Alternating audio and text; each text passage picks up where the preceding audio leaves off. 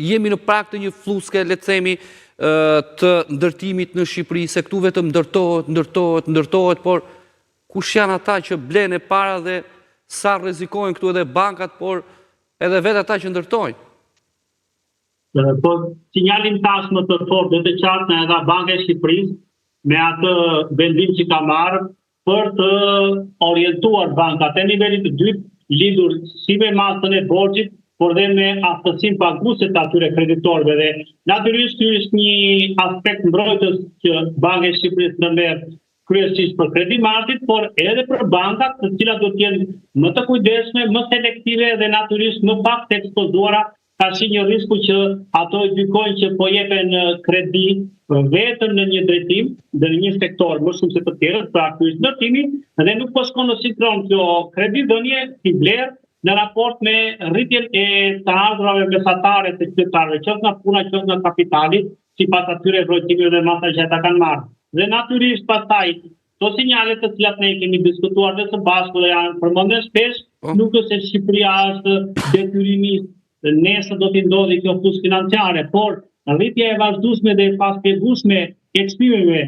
edhe në zona pa infrastrukturë dhe pa kërkesë reale, po ashtu sufishimi i projekteve luksoze që nuk përkojnë me nevojat e popullsisë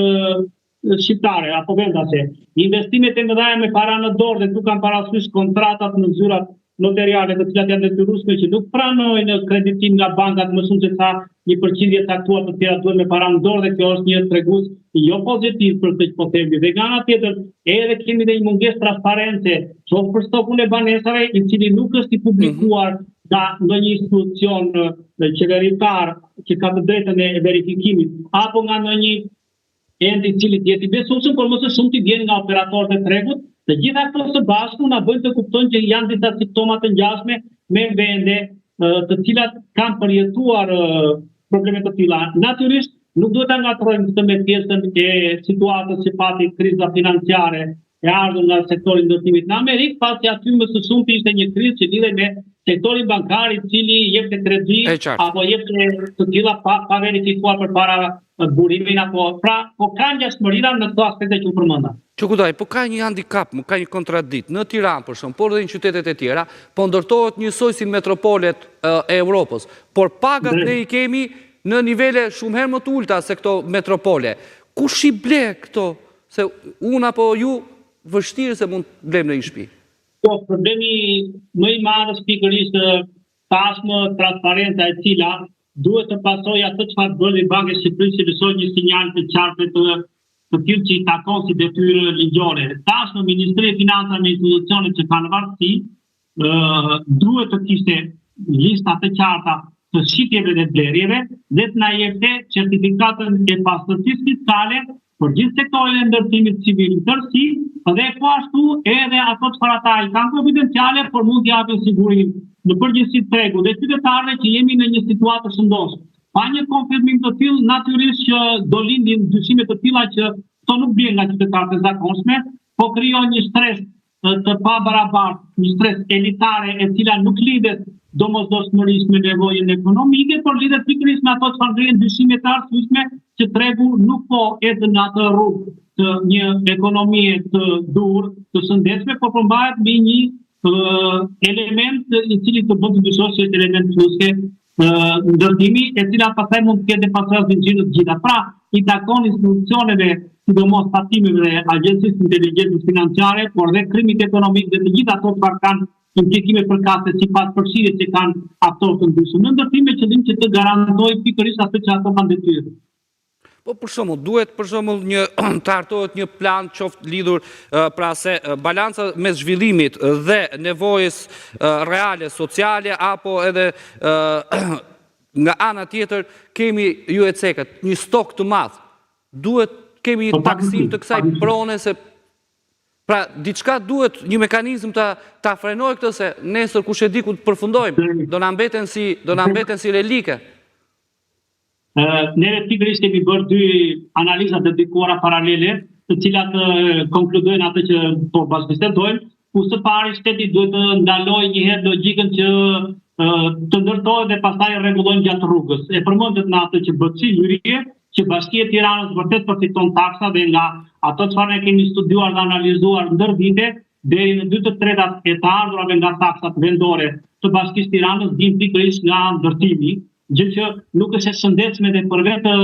pjesën e sistemit tatimor vendor, i cili në momentin ku ndërtimi nuk do jetë më kontributor, do i lënë me deficitet më dhaja dhe këtu është një tjetër problem i cili varet nga kjo ndërtimi. Por po ashtu ndodhen në bashkitë bregdetare apo në zonat ku ka ndërtime masive. Pra nuk duhet lejuar ndërtuar, nuk duhet dhënë gjithë këto leje, vetëm me ide që po përfitojnë çfarë në moment nga buxheti apo kurdo qoftë, pa i hyrë analizën se kush po përfiton më shumë. Pjesa tjetër është pikërisht ajo që përmendet, është taksimi i pronave trashëzuara dhe të ndërtuara dhe në mënyrë spekulative, pasi ne nuk mund ta ndajmë dot si analist apo si individ, pasi janë dokumente konfidenciale që i kanë shoqëritë që ndërtojnë dhe janë dokumente që janë në zyrat notariale, pra janë komplet obligim i administratës tatimore e cila duhet të zbardhë për veten e vet në rast parë dhe atë që unë përmenda të jap garanci pastaj për publikun. Tjetër duhet promovuar ndërtimi social, i cili është ende shumë i pamjaftueshëm, pra me ato kosto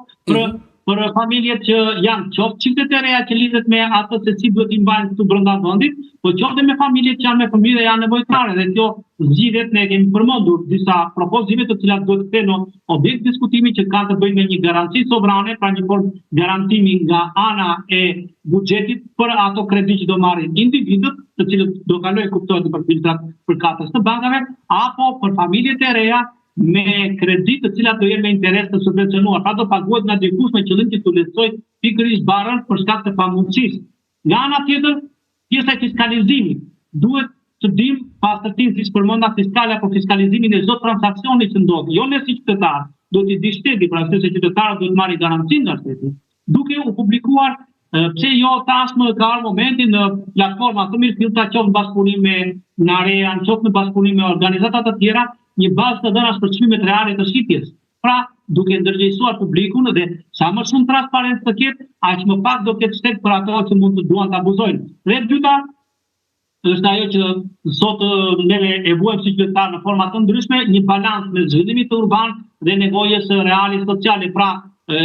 urbanizimi vërtet është i nevojshëm, të gjitha ndërtimet e apartamentet duhet të kenë, por më së pari duhet mendojmë për njerëzit që jetojnë, por ekonominë e cila nuk duhet të varet në këtë mënyrë kaq të madhe, pasojë se një riskim i ekonomisë bazuar vetëm mbi dy kolona që po thuhet është shumë